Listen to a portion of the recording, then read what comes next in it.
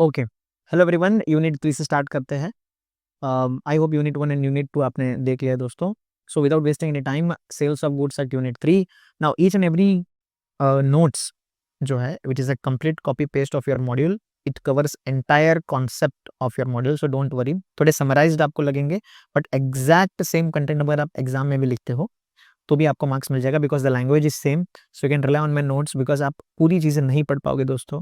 I am a CA 2, I am a chartered accountant 2, तो I know last 1.5 days में आप सब नहीं कर पाओगे। So I have summarise the case study question, also question bank of all previous MTP RTPs exam question.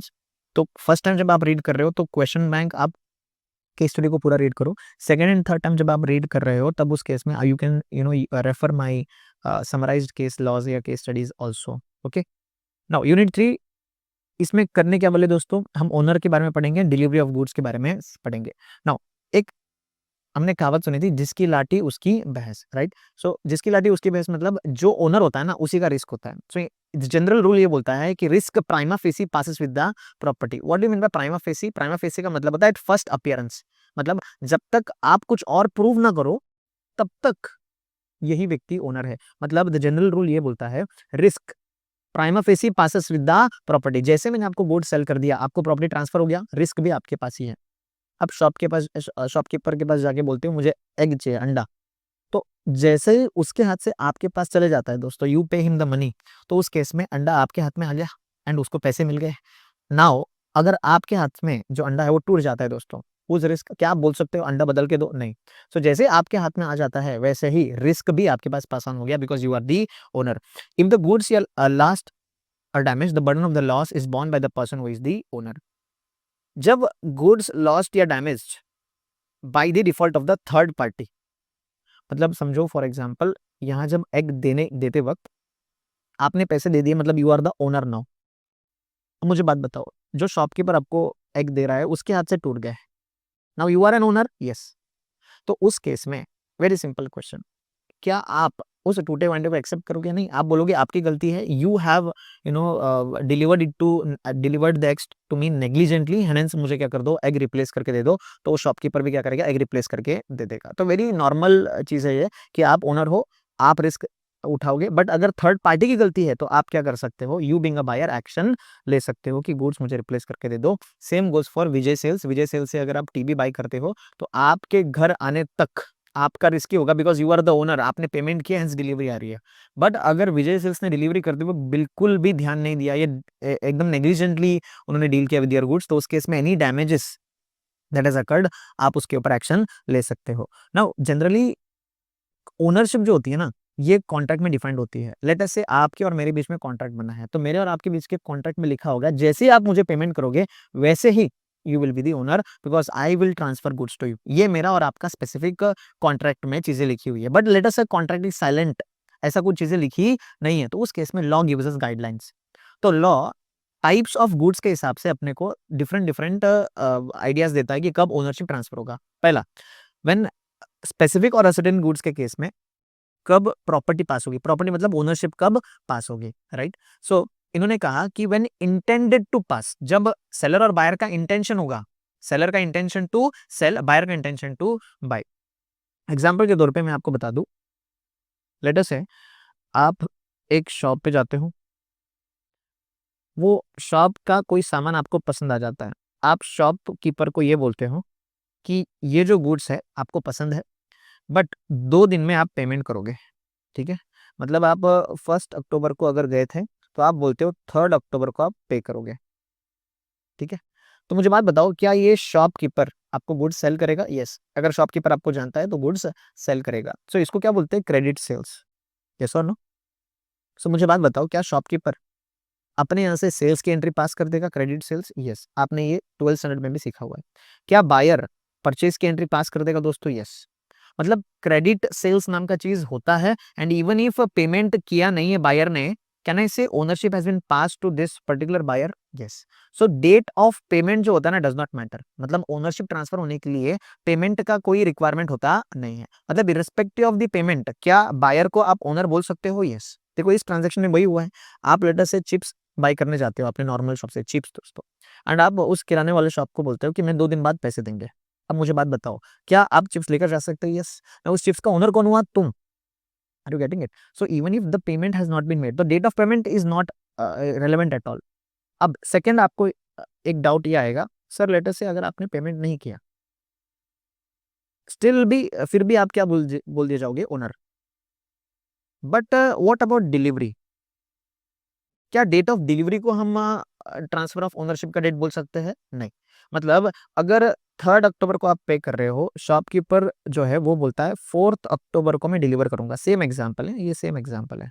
मैंने कहा कि 1 अक्टूबर को आप गए, 1 अक्टूबर को जाकर आपने कहा कि ये वाला प्रोडक्ट्स आपको चाहिए जो यहाँ पर पड़ा हुआ है, ठीक है। आप बोलते हैं 2 दिन में मैं पे करूंगा, 2 दिन मतलब 3 अक्टूबर तक। तो शॉपकीपर बोलता है 4 अक्टूबर तक मैं आपको क्या कर दूंगा? डिलीवरी कर दूंगा। अच्छा, अब मुझे बात बताओ, अगर ये गुड्स 3 अक्टूबर को आपके पेमेंट करने से पहले डिस्ट्रॉयड बाय फायर हो गए, दोस्तों क्या हो गया? Destroyed by fire. बताओ, क्या उस केस में नुकसान ये शॉपकीपर का है या बायर आपका है? यस, आपका है दोस्तों, बिकॉज जिसकी लाठी उसकी भैंस। जैसे मैंने कहा कि ये जो बायर होता है ना, buyer is the owner now. So यहाँ पर क्रेडिट सेल्स हुआ है, इवन इफ डिलीवरी इस पर्टिकुलर गुड्स का हुआ नहीं है, दैट डजंट मीन कि ओनरशिप पास ऑन नहीं हुआ है। तो एक कंक्लूजन इससे ये निकलता है कि डिलीवरी एंड पेमेंट से फर्क नहीं पड़ता। डिलीवरी एंड पेमेंट से मुझे फर्क नहीं पड़ता। जैसे विजय सेल्स में आप जाके टीवी बाय करते हो, लेटर से वो टीवी डिलीवरी करते वक्त ही खराब हो गया दोस्तों, बताओ who is the owner? You are the owner, you have paid already, now you can take action, वो चीज अलग है। बट मैं ये कह रहा हूं, date of delivery and date of payment आपका सेल, मतलब आप कब ओनर बनते हो वो डिफाइन नहीं करता। इंटेंशन बिटवीन दी पार्टीज, मतलब अगर सेलर सेल करने के लिए रेडी है एंड बायर बाय करने के लिए रेडी है, क्या बोल दिया जाएगा? सेल हो गया। तो इन्होंने यही कहा कि specific goods and ascertain goods के केस में, पहली बात आपको ये पता होना चाहिए what is specific and ascertain goods. ये हमने यूनिट 2 में इन डिटेल में किया हुआ है। स्पेसिफिक गुड्स और असर्टेन गुड्स के केस में the property is transferred when parties intend it to be transferred, मतलब जब दोनों का इंटेंशन होगा, बायर बोलेगा मुझे बाय करना है, सेलर बोलेगा हाँ ये गुड्स मुझे सेल करना है, बस हो गया दोस्तों सेल। यहाँ पर ना पेमेंट की रिक्वायरमेंट है और ना डिलीवरी की रिक्वायरमेंट है। For the purpose of ascertaining the intention of the parties it shall terms of the contract. जैसे मैंने बताया, इंटेंशन मतलब हम और आपके बीच में अगर कॉन्ट्रैक्ट होगा तो इसके बारे में हम कॉन्ट्रैक्ट में लिख देंगे, है ना। बट अगर कोई कॉन्ट्रैक्ट में स्पेसिफिक चीज लिखी नहीं है तो उस केस में लॉ हमको गाइड करेगा। ये स्टार्टिंग लाइन में नहीं बताई कि हम दोनों के बीच में अगर कॉन्ट्रैक्ट है तो हम दोनों कॉन्ट्रैक्ट में ऐसे लिख देंगे कि जैसे पेमेंट हो जाएगा मेरा इंटेंशन क्लियर हो जाएगा कि you are the owner. But अगर कहीं इंटेंशन के बारे में लिखा ही नहीं है, समझ में आ रहा है, तो उस केस में लॉ हमको गाइड करेगा कि कौन से गुड्स के केस में क्या क्या इंटेंशन होगा। So for the purpose of ascertaining the intention of parties regarding regard shall be held to the terms of the contract and circumstances of the case. But all the other case, मतलब अगर contract में नहीं लिखा है regarding the intention of the parties, तो उस case में आपको लॉ को देखना पड़ेगा, जो हम अभी डिस्कस करेंगे। तो अगेन रिवाइजिंग जो भी हमने एक 5-6 मिनट्स में देखा, buying and selling, buyer owner कब बनेगा? When the intention of both the parties are clear. Intention of the both the parties के बारे में कॉन्ट्रैक्ट में लिखा होगा, बट अगर कॉन्ट्रैक्ट में नहीं लिखा है तो उस केस में हम क्या देखेंगे? यस, ये लॉ को देखेंगे। सबसे पहले specific goods in deliverable state. Specific goods in deliverable state मतलब let us say for example ये स्टाइलस का एग्जांपल ले लेते हैं, ये क्या डिलीवरेबल स्टेट में है? हाँ। तो उस केस में आप इसको बॉक्स के अंदर पहले से पैक्ड है, आपने देख लिया पेटी पैक्ड स्टाइलस है बॉक्स के अंदर, ये डिलीवरेबल स्टेट पे है। आप जाते हो, आप बोलते हो कि मुझे बाई करना है, सेलर बोलता है यस मुझे सेल करना है, बस गुड्स हो गया, सॉरी गुड्स का सेल हो गया। तो इन्होंने कहा when there is an unconditional contract for sale of specific goods in deliverable state, it is immaterial whether the payment और डिलीवरी और बोथ इज पोस्टपोन्ड। उससे फर्क नहीं पड़ता as soon as the contract is entered, as soon as intention clear हो जाता है। देखो ऊपर ही लिख दिया हमने, जैसे इंटेंशन ऑफ द पार्टीज हो जाता है ना, वैसे सेल हो जाता है। तो अलग से यहाँ पर लिखा हुआ नहीं है नीचे, मतलब स्पेसिफिक पॉइंट्स में नहीं लिखा है मैंने, ऊपर ही लिख दिया कि intention of the parties clear हो गया। मतलब अगर दोनों ने अग्री कर लिया कि ये स्पेसिफिक स्टाइलस को बाई करना है, या सेलर ने इंटेंड कर दिया कि मुझे सेल करना है, क्या हो गया है? कॉन्ट्रैक्ट ऑफ सेल हो चुका। अब सामने वाला व्यक्ति बायर इज दी ओनर। उसके बाद specific goods to be put into deliverable state, मतलब इस केस में एक एग्जांपल से समझते हैं। कैसा होता है कि ये मजेदार किस्सा देखो, ये पर्टिकुलर व्यक्ति का बर्थडे आ रहा है दोस्तों, तो ये जाता है शॉप पे, है ना।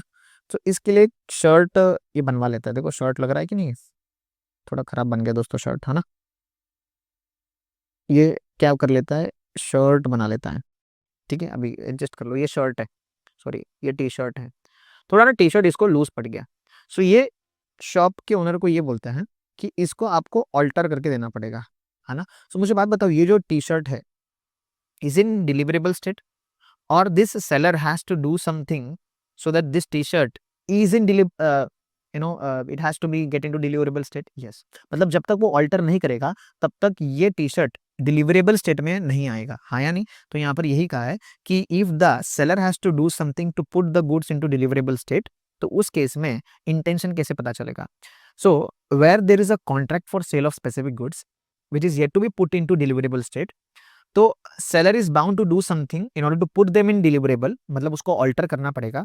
The property in the goods does not transfer until such thing is done and the buyer has notice thereof. मतलब जैसे ही दोस्तों ये जो मिस्टर ए है जिसका टी शर्ट ऑल्टर करना था, जैसे ही शॉपकीपर ने ऑल्टर कर दिया एंड नोटिस दे दिया किसको, मिस्टर ए को, ये बर्थडे बॉय को, तब तक हम क्या नहीं मानेंगे, सेल नहीं हुआ। मतलब समझो ये टी शर्ट बाई किया गया था, मतलब ऑल्टर के लिए दे दिया गया था 13th को।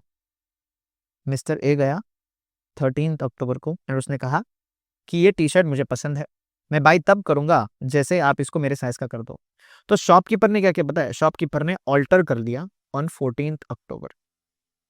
अब मुझे बात बताओ, क्या 14 अक्टूबर को मिस्टर ए के पास ओनरशिप चली गई दोस्तों? क्या ओनरशिप मिस्टर ए के पास 14 अक्टूबर को चली गई है? नहीं, ओनरशिप तब तक नहीं जाएगी जब तक उसको नोटिस नहीं दिया जाएगा, ठीक है ना। सो लेटर से नोटिस दिया गया 15 अक्टूबर को, ठीक है। तो 15 October will be the date where mister A will be considered as owner, ठीक है। अब सेम एग्जांपल को थोड़ा डिफरेंट तरीके से, लेटर से 13 अक्टूबर को इसने ऑल्टर के लिए दिया दोस्तों, है ना। 14 अक्टूबर को उसने ऑल्टर किया, ठीक है, बट नोटिस दिया ही नहीं है, 17 अक्टूबर तक नोटिस दिया ही नहीं है। बताओ इस केस में ओनरशिप किसका है? ओनरशिप दोस्तों यस शॉपकीपर का रहेगा।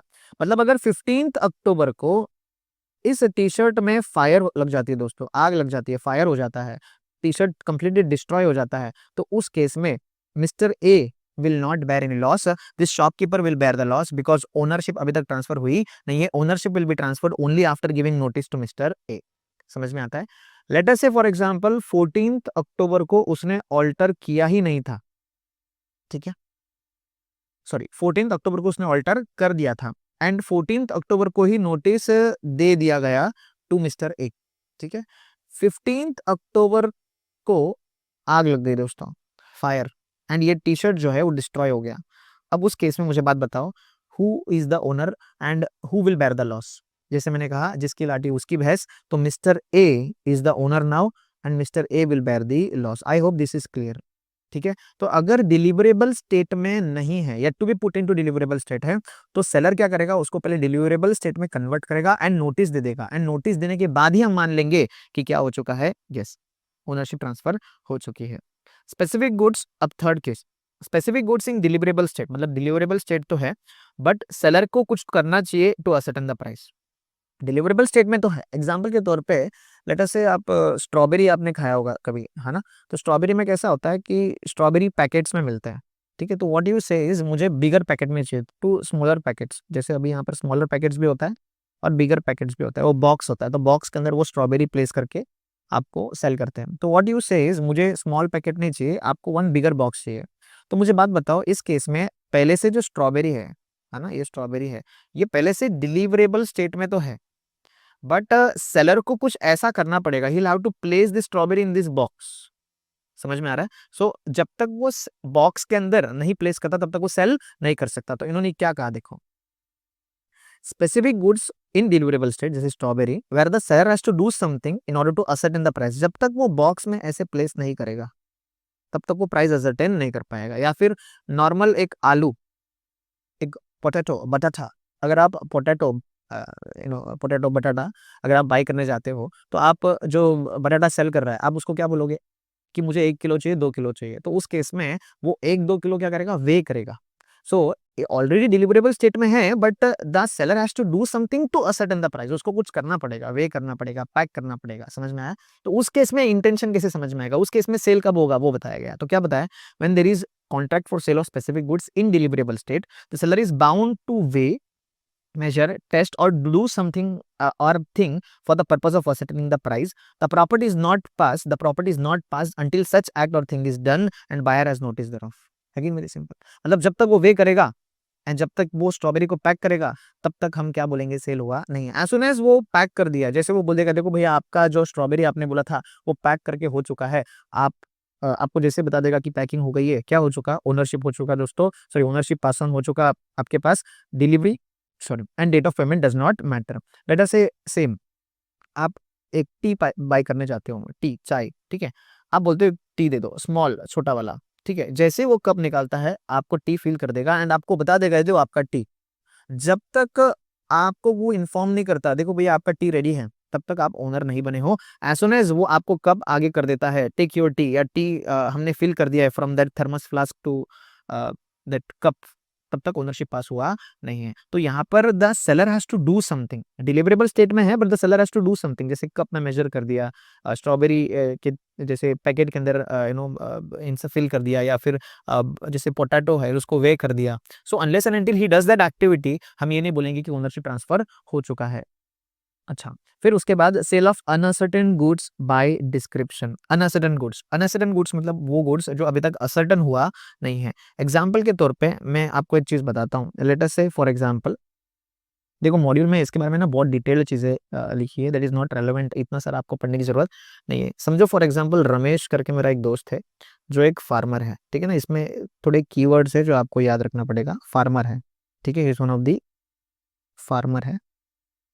वो एक किसकी फार्मिंग करता है दोस्तों, वो एप्पल्स, सेब का फार्मिंग करता है. दिस इज एप्पल, हाँ, कुछ और नहीं समझना है, दिस इज एन एप्पल, और लग ही रहा है एप्पल वैसे, है ना, एप्पल्स का फार्मिंग करता है. तो व्हाट यू से इज कि आपको बेस्ट क्वालिटी का 5 kg बेस्ट क्वालिटी एप्पल्स चाहिए, ऐसे आप उसको बोलते हो. तो रमेश क्या करता है आपके लिए, दिस इज यू, ठीक है, रमेश जाता है अपने फार्म में, उसके फार्म में दोस्तों 5 टन ऑफ एप्पल्स होगा या ज्यादा भी हो सकता है. सो आपके लिए वो क्या करता है, असर्टन करता है. अच्छा, असर्टन करने से पहले वो क्या करेगा, सबसे पहले तो आइडेंटिफाई करेगा. बेस्ट क्वालिटी के आपने मांगे है ना, तो बेस्ट क्वालिटी के पहले आइडेंटिफाई करेगा एंड अनअसर्टन में से क्या कर देगा, असर्टन करेगा. समझ में आ रहा है. सो जैसे उसने आइडेंटिफाई कर लिया, असर्टन कर लिया, वो अनअसर्टन में से क्या हो गया, असर्टन गुड्स हो गया. अब वो 5 kg ऑफ एप्पल्स एक सेपरेट बैग में रखेगा दोस्तों. दिस इज बैग जिसके ऊपर वो आपका नेम लिखेगा. लेट अस से your name is mister A. So mister A करके नेम लिख देगा एंड एप्पल्स को इसके अंदर 5 kg एप्पल्स को इसके अंदर फिल करके रख देगा. अब इसको क्या बोलेंगे, अनकंडीशनली अप्रोप्रिएटेड. मतलब अगर उसने आपके नाम का लेबल लगा लिया, आपका नाम का ब्रांडिंग कर दिया, या आपके नाम से अलग से उसने एक बॉक्स बना के रख दिया है कि अब ये गुड्स इसी के पास जाएगा, मतलब तुम्हारे पास जाएगा, मिस्टर ए के पास जाएगा, दैट मीन्स उसने क्या कर लिया, अनकंडीशनली अप्रोप्रिएट कर दिया. तो 3 चीजें आपको लिखनी है जब भी अनसर्टेन गुड्स के बारे में इंटेंशन आपको जानना है, मतलब sale of uncertain goods.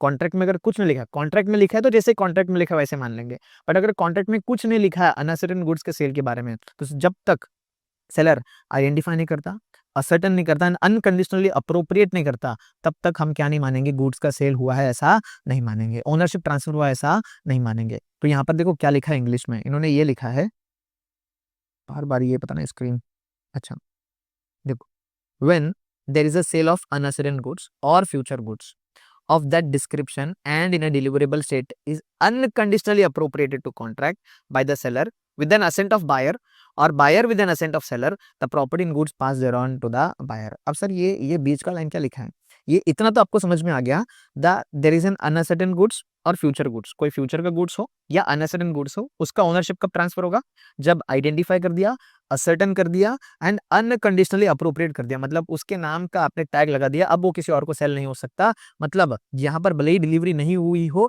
And ना ही मिस्टर ए ने, मतलब आपने अभी तक फार्मर को पैसे नहीं दिए, उससे फर्क नहीं पड़ता, सिर्फ अनकंडीशनली अप्रोप्रिएट करके रख दिया, मतलब क्या हो चुका, सेल हो चुका. नाउ अब ये जो अनकंडीशनली अप्रोप्रिएट किया है ना, ये किसने बताया, seller with assent of buyer, मतलब बायर का परमिशन उन्होंने लिया हुआ है. यस, अपनी मर्जी से नहीं किया, बायर का परमिशन था, या फिर बायर ने कहा है टू दी सेलर. मतलब दोनों ने एक दूसरे से वार्तालाप कम्युनिकेशन किया है, कम्युनिकेशन करने के बाद ही अनकंडीशनल अप्रोप्रिएशन हुआ है। Are you getting it? ये समझ में आता है? नाउ अनकंडीशनल अप्रोप्रिएशन के बारे में ना थोड़ा और हम डिटेल में मैं आपको एक चीज बताऊंगा, बिकॉज आगे जाके एक कॉन्सेप्ट आएगा जो अनकंडीशनल अप्रोप्रिएशन के बारे में थोड़ी चीजें आपसे पूछेगा। ठीक है, लेट अस से आपने अमेजोन से कोई गुड्स बाई किया है दोस्तों, है ना?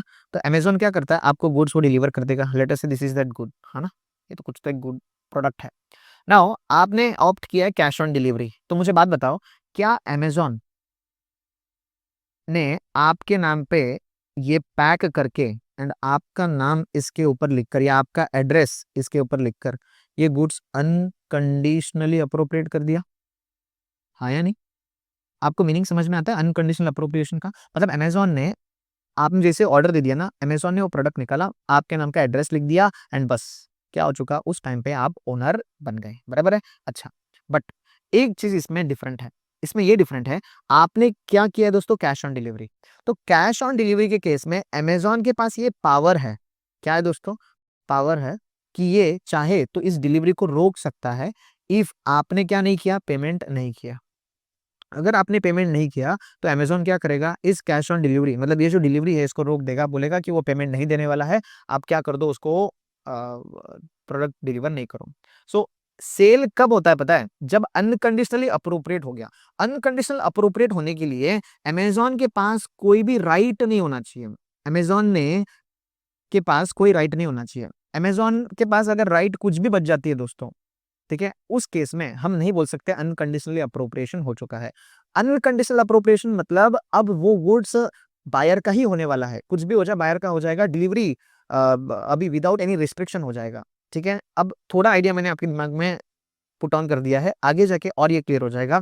फिर से मैं आपको बताता हूँ, लेट अस से ये अमेजोन है, अमेजोन ने आपको गुड्स डिलीवर करने का प्रॉमिस किया, आपने कैश ऑन डिलीवरी देने का वादा किया, राइट? तो अमेजोन क्या करता है, अनकंडीशनली अप्रोप्रिएट कर देता है आपका गुड्स, क्या करता है, वो पैक कर देता है, आपके नाम का एड्रेस लिख देता है दोस्तों।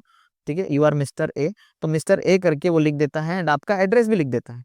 तो क्या बोल सकता हूँ, अनकंडीशनल अप्रोप्रिएशन हो गया। Yes, looking at the face of it आप बोल सकते हो अनकंडीशनल अप्रोप्रिएशन हो चुका है। यूए मतलब अनकंडीशनल अप्रोप्रिएशन, क्योंकि मिस्टर ए का नाम लिख दिया आपने। बट अब अमेजोन ये बोलता है कि कैश ऑन डिलीवरी आप नहीं दे रहे हो तो मैं गुड्स डिलीवर नहीं करूंगा। तो मुझे बात बताओ, मिस्टर ए कैसा ओनर हुआ?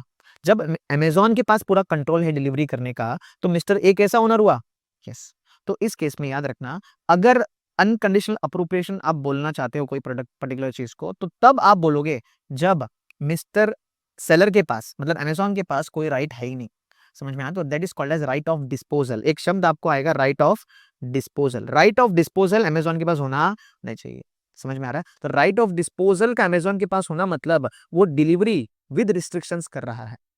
ये अगर थोड़ा भी आपको आइडिया आ गया है तो आगे और अच्छे से क्लियर हो जाएगा। आई होप आपको ये समझ में आता है कि हम अभी तक इंटेंशन के बारे में पढ़ रहे हैं कि ओनरशिप कब ट्रांसफर होगा, जब intention between the parties are clear. उसके बाद आता है delivery to the career.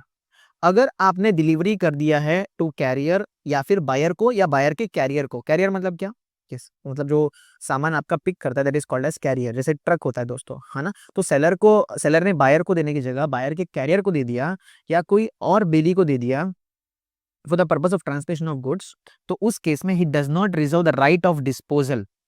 It means that he has unconditionally appropriated the goods to the contract. मतलब यहाँ बोला क्या है कि अपने जो अमेजोन वाले एग्जाम्पल पे अगर अमेजोन ने क्या कर दिया दोस्तों, ये गुड्स को अगर मिस्टर ए के कैरियर को दे दिया, है ना, मिस्टर ए के कैरियर को दे दिया, मिस्टर ए को नहीं दिया, मिस्टर ए को दे दिया तो सेल तो हो ही गया, मिस्टर ए के कैरियर को दे दिया है, तो उस केस में हम मान लेंगे कि क्या हो चुका है, मिस्टर ए के पास गुड्स पहुंच चुका है, मतलब ओनरशिप पास ऑन हो चुका है। देख याद समझ, ये दोनों अलग अलग केस है। पहला केस मैंने बोला cash on delivery, cash on delivery mister A जब तक नहीं देगा तब तक अमेजोन ही ओनर होगा, mister A will not be considered as owner because unconditionally appropriation हुआ नहीं है।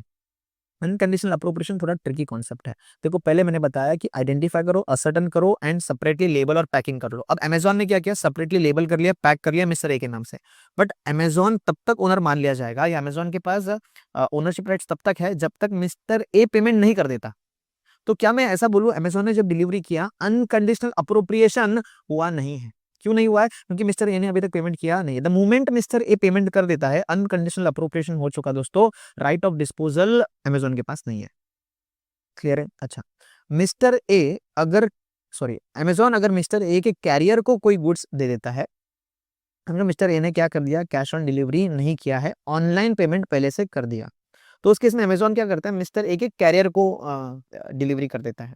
जैसे मिस्टर ए के कैरियर को गुड्स दे दिया ना दोस्तों, समझो मिस्टर ए के पास वो गुड्स पहुंच चुका, मतलब अब मिस्टर सॉरी अब ये जो अमेजोन है वो चाह कर भी ये जो मिस्टर ए के जो कैरियर को गुड्स दिया है वो रिटर्न नहीं ले सकता। क्यों? क्योंकि अब मिस्टर ए के कैरियर को दे दिया है, दैट मीन्स अनकंडीशनल अप्रोप्रिएशन हो चुका, मिस्टर ए के पास आ चुका। तो to summarisation everything, unconditional appropriation मतलब आपके नाम का लेबल लग चुका, मतलब सेल हो चुका है। बट अगर आपने ऐसा कॉन्ट्रैक्ट में लिखा है कि कैश ऑन डिलीवरी होगा, तो सामने वाला व्यक्ति आपको डिलीवरी नहीं देगा अगर आपने पेमेंट नहीं दिया, तो मतलब अभी भी सेल हुआ नहीं है। बट अगर समझो आपके कैरियर को दे दिया दोस्तों, आपको कैरियर को दे दिया, तो उस केस में मान लिया जाएगा कि आपको मिल चुका है, तो अनकंडीशनल अप्रोप्रिएशन हो चुका है। देखो यहाँ पर क्या लिखा है, when the seller delivers the goods to buyer or carrier or other bailey for the purpose of transmission of goods and it does not reserve the right of disposal, does not reserve the right of disposal मतलब वो cancel नहीं करेगा, seller अब क्या बोलते हैं, delivery cancel नहीं करेगा, it is deemed that unconditionally appropriate हो चुका है of the goods stood in the contract. I hope इतना क्लियर हो जाता है। नाउ हमने ये पढ़ा कि इंटेंशन क्लियर होना चाहिए, ठीक है ना। इंटेंशन क्लियर कब होगा, जब पार्टीज के बीच में कॉन्ट्रैक्ट होगा, बट कॉन्ट्रैक्ट नहीं होगा तो उस केस में लॉ ने कुछ पॉइंट्स दिया है, ये केस में ये इंटेंशन होगा, ऐसा इन्होंने लॉ ने बताया है ना। तो पहला पॉइंट इन्होंने क्या बताया, specific goods in deliverable state, तो स्पेसिफिक गुड्स डिलीवरेबल स्टेट में है, तो जैसे इंटेंशन बायर का बाय करने का है, सेलर का सेल करने का है, क्या हो गया, इंटेंशन क्लियर हो गया, सेल हो चुका। Specific goods to be put into deliverable state, तो जब तक it is not put into deliverable state and buyer को नोटिस नहीं जाता, तब तक ओनरशिप पास हुआ नहीं है। Second, specific goods deliverable state में तो है, बट बायर को कुछ करना पड़ेगा, sorry the seller has to do something, इसे वे करना पड़ेगा, पैकेट के अंदर डालना पड़ेगा, जैसे ही वो पैकेट के अंदर डाल देता है या वे कर लेता है, क्या हो चुका है दोस्तों, ओनरशिप पास ऑन हो चुका है। उसके बाद uncertain goods by description, now यहाँ पर थोड़ा लंबा अपना कॉन्सेप्ट चला, याद रखना, आइडेंटिफाई करो, असर्टन करो एंड अनकंडीशनली अप्रोप्रिएट करो। देखो अनकंडीशनली अप्रोप्रिएशन कब बोलेंगे, जब सेलर डिलीवर कर रहा है तो उसके पास कोई भी राइट नहीं है, वो जब डिलीवर कर रहा है उसके पास कोई राइट नहीं है, उसके पास कोई भी रिस्ट्रिक्शन लगाने का अधिकार नहीं है, अगर वो डिलीवर कर रहा है तो सामने वाले बायर के पास जाएगा, दैट मींस अनकंडीशनल अप्रोप्रिएशन। अब हमारे वाले रमेश वाले एग्जाम्पल के केस में क्या लेबल लग चुका था, यस, अगर लेबल लग चुका मतलब अनकंडीशनल अप्रोप्रिएशन हो चुका। बट ट्विस्ट ये आता है क्वेश्चन के एग्जाम क्वेश्चन में कि सामने वाला व्यक्ति कैश ऑन डिलीवरी कर रहा है, तो कैश ऑन डिलीवरी क्या उसने किया, नहीं किया, नहीं किया, तो क्या आ, वो डिलीवरी रोक सकता है, यस, अगर डिलीवरी रोक सकता है मतलब विद रिस्ट्रिक्शन है। राइट ऑफ डिस्पोजल अभी तक गिव अप नहीं किया, राइट ऑफ डिस्पोजल मतलब क्या, जो मैं अगर आपको गुड्स डिलीवर कर रहा हूं एंड मेरे पास राइट ऑफ डिस्पोजल है, मतलब मैंने अभी तक आपको ओनरशिप पास ऑन किया नहीं है। अगर right of disposal given up है, मतलब मैं चाहकर भी आपका डिलीवरी रोक नहीं सकता, you are the owner. I hope this is clear, मतलब अनकंडीशनल अप्रोप्रिएशन तब तक नहीं होगा जब तक right of disposal will be given up by me. I hope this is very much clear. अगर फिर भी आपको समझ में नहीं आता है दोस्तों, आप मुझे पर्सनली टेक्स्ट कर सकते हो, सारे डिटेल्स अपने डिस्क्रिप्शन पे आपको मिल जाएंगे। उसके बाद आता है गुड सेंट ऑन अप्रूवल और ऑन सेल और return basis, when the property is delivered to the buyer on sale or return the property goods on the goods the property in goods passes therein। now कौन से cases में, अब पहला वाला case क्या था, specific ascertain uncertain goods का case पढ़ा हमने, इंटेंशन क्या होगा। अब हम पढ़ रहे हैं गुड्स सेंट ऑन सेल और रिटर्न बेसिस के केस में इंटेंशन क्या होता है। ठीक है, ये टाइप्स ऑफ गुड्स के हिसाब से हमारा इंटेंशन क्लियर होते जाएगा कि ओनरशिप कब ट्रांसफर होगा। First part ownership and ownership के बारे में पढ़ रहे हैं, फिर डिलीवरी के बारे में पढ़ेंगे। अब गुड सेंट ऑन सेल और रिटर्न बेसिस तीनों केस वेरी इजी। लेटर से फॉर एग्जांपल आपका ना क्या बोलते हैं, सीए फाउंडेशन फर्स्ट अटेम्प्ट में क्लियर हो गया दोस्तों, सभी का क्लियर हो गया, तो उस केस में मैं खुश हो जाता हूँ। तो मैं आपको बोलता हूँ कि आप अभी एंजॉय करने का टाइम है, तो आप थोड़ा थोड़ा अभी 90 ml आप क्या कर लो, अलग अलग टाइप के बेवरेजेस जैसे कोक, पेप्सी, थम्स अप, ऐसे अलग अलग वेराइटीज के आप बेवरेजेस ट्राई करो, है ना। तो लेटर से आपको मैं क्या करता हूँ, तीन डिफरेंट डिफरेंट फ्लेवर्स के रसना या कोक या थम्स अप में आपको प्रोवाइड करता हूँ कि प्लीज आप इसको ट्राई करो, आप you this is the time to celebrate. अब आप क्या करते हो, आप बोलते हो सर मुझे ना एक ही प्रोडक्ट चाहिए आपसे, तीनों के तीनों प्रोडक्ट नहीं चाहिए। सो यहाँ पर सेल और रिटर्न बेस होता है, मतलब तीन प्रोडक्ट्स मैंने आपको सेंड कर दिए, you will try one and reject two, and आप सिर्फ एक ही बाई करोगे, ये हमारे बीच का एग्रीमेंट है। तो इस केस में इंटेंशन क्या होगा, ये हम पढ़ने वाले हैं। लेट अस से आप तीनों के तीनों गुड्स को बाई कर लेते हैं, आप तीनों के तीनों गुड्स आपको पसंद आ जाता है, तो उस केस में तीनों गुड्स का इंटेंशन क्लियर हो गया, एंड कोक हो, पेप्सी हो या रसना हो, तीनों के तीनों आपने एक्सेप्ट कर लिए। सेकेंड, आपने क्या किया, वो तीन में से एक का एक्सेप्टेंस दे दिया, बचा हुआ दो जो है, जैसे कोक का आपने एक्सेप्टेंस दे दिया, बाकी रसना एंड पेप्सी जो है आपने एक्सेप्टेंस दिया ही नहीं, आपने अपने पास ही रखा। आप ना मैं जो आपको पूछ रहा हूँ कि आप एक्सेप्ट कर रहे हो कि रिजेक्ट कर रहे हो, उसका रिप्लाई भी नहीं दिया, तो उस केस में मान लिया जाएगा कि आपको बाई करना है। एंड थर्ड केस, अगर आपने ऐसा कोई एक्ट कर दिया जो हाँ बोलने के अलावा कुछ और एक्ट था, जैसे फॉर एग्जाम्पल आपने वो तीन कोक, रसना एंड पेप्सी आपने ले लिया दोस्तों, है ना।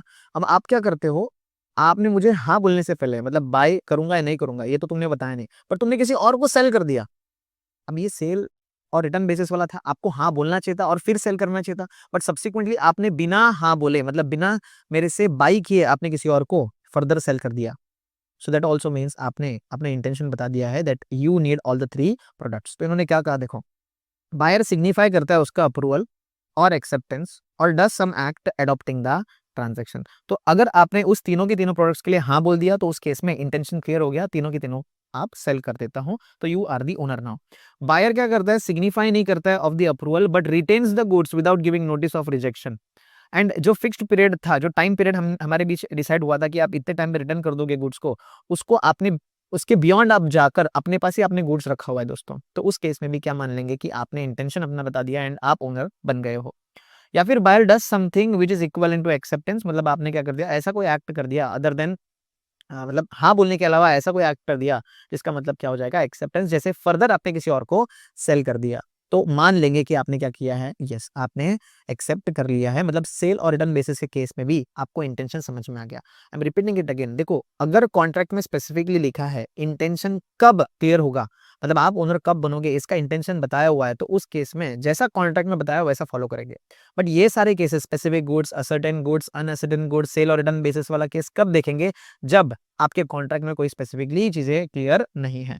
अच्छा, सेल फॉर कैश ओनली और रिटर्न, नो, सेल और रिटर्न बेसिस पे क्या था कि आपका गुड्स किसी के पास आपने दिया, यू आर द सेलर, ठीक है, that person is the buyer, है ना। सो यहाँ सेल और रिटर्न बेसिस पे क्या होता है, बायर अगर फर्दर किसी थर्ड पार्टी को सेल कर देता है ना, बायर अगर थर्ड पार्टी को सेल कर देता है, तो उस केस में सेलर ऐसा मान लेगा कि बायर ने क्या कर लिया, बाय कर लिया है। देखो, buyer does something to goods which is equivalent to acceptance, तो ये पॉइंट के अंदर कवर हो गया। But sale for cash only और रिटर्न बेसिस पे ये होता है कि ये दोनों के बीच में, सेलर एंड बायर के बीच में ऐसा कॉन्ट्रैक्ट बनता है कि सेल और रिटर्न, मतलब सेल कब मान लिया जाएगा, अगर आप कैश दे दोगे, मतलब सेल जब तक नहीं मान लिया जाएगा, कॉन्ट्रैक्ट में स्पेसिफिकली लिखा हुआ है कि बायर और सेलर ये बताते हैं एक दूसरे को कि जब तक बायर सेलर को कैश ना दे दे, क्या ना दे दे, कैश, तब तक सेल हुआ नहीं है। ऐसा ये दोनों के बीच में स्पेसिफिक एग्रीमेंट है, स्पेसिफिक कॉन्ट्रैक्ट है।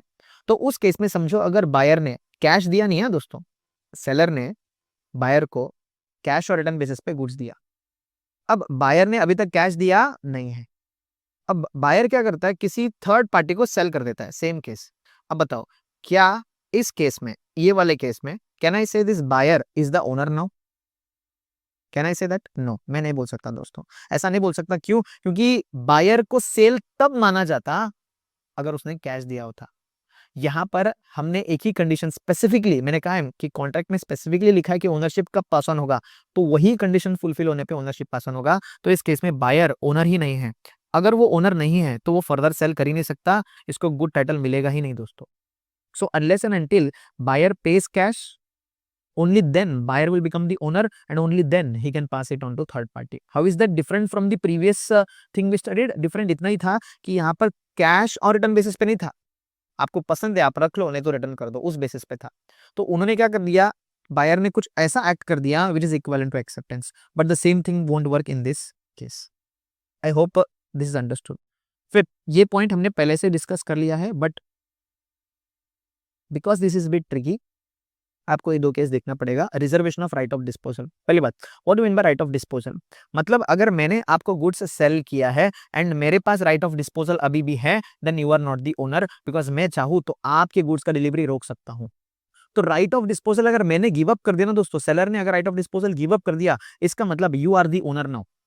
आप कुछ भी कर लो, आपको डिलीवरी मिल जाएगी, because I have given up my right of disposal. Example के तौर पे अगर मैंने मेरा डिलीवरी गाय आपके पास भेजा है एंड मैं मेरे डिलीवरी गाय को ये बोलता हूं कि जब तक सामने वाला व्यक्ति पेमेंट ना करे तब तक उसको गुड्स डिलीवर नहीं करना, तो उस केस में I have retain the right of disposal. So conditional sorry unconditionally appropriate हुआ नहीं है। द मोमेंट मैं आपको गुड्स डिलीवर कर देता हूं या आपके कैरियर को गुड्स डिलीवर कर देता हूं, उस केस में I have given up the right of disposal and unconditional appropriation हो चुका है and you are the, yes you are the owner. तो इन्होंने यही कहा है राइट ऑफ डिस्पोजल। अब दो केसेस इन्होंने बताए हैं, दो केसेस आपके आईसीएआई मॉड्यूल में है, एग्जैक्टली सेम केस ही है। I will just explain it, ठीक है। सो अगर समझो गुड्स शिफ्ट है या डिलीवर्ड है तो रेलवे एडमिनिस्ट्रेटर के द्वारा, मतलब रेलवे एडमिनिस्ट्रेटर को आपने दे दिया, रेलवे के व्यक्ति को, रेलवे ऑफिशियल को, एंड उनको ये कहा है the goods deliverable at order of seller, मतलब आपने रेलवे एडमिनिस्ट्रेटर को डिलीवर तो कर दिया, आप सेलर हो, आपने रेलवे एडमिनिस्ट्रेटर को गुड्स दे दिया, बट आप ऐसा बोलते हो कि मेरे ऑर्डर पे, मतलब सेलर के ऑर्डर पे ही ये गुड्स डिलीवर होगा। तो उस केस में आप मुझे बात बताओ, क्या right of disposal retained with the seller? Yes.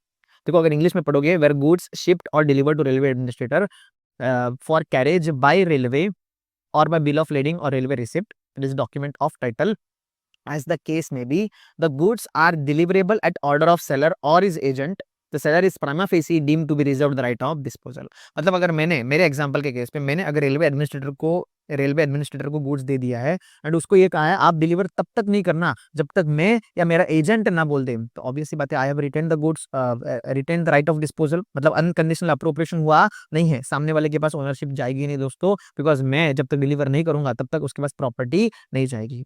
अच्छा, उसके बाद second, when the seller draws a bill on the buyer for the price and sends to him the bill of exchange together with the bill of lading, as the case may be, the railway receipt to secure acceptance or payment thereof, the buyer must return the bill of lading if he does not accept to pay the bill।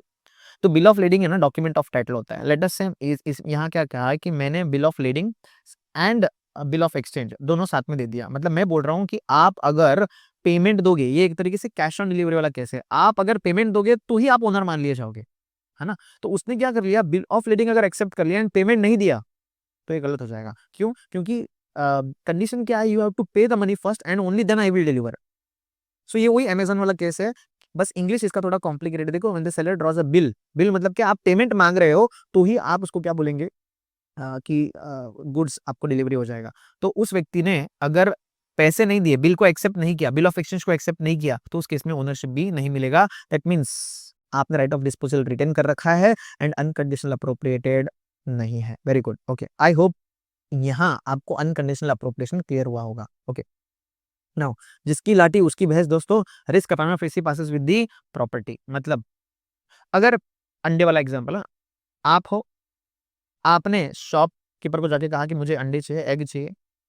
अब आप बोलते हो मुझे 12 dozen अंडे चाहिए। कितने dozen? 12 dozen, ठीक है ना। आप लग गए हो जिम में, तो आपको 12 डजन एग्स चाहिए। कितने डजन? 12 डजन एग्स, है ना। आप उसको पेमेंट कर देते हो, पेमेंट डन। अब 1 अक्टूबर को पेमेंट कर देते हो, बट वो बोलता है कि डिलीवरी जो होगी ना इसकी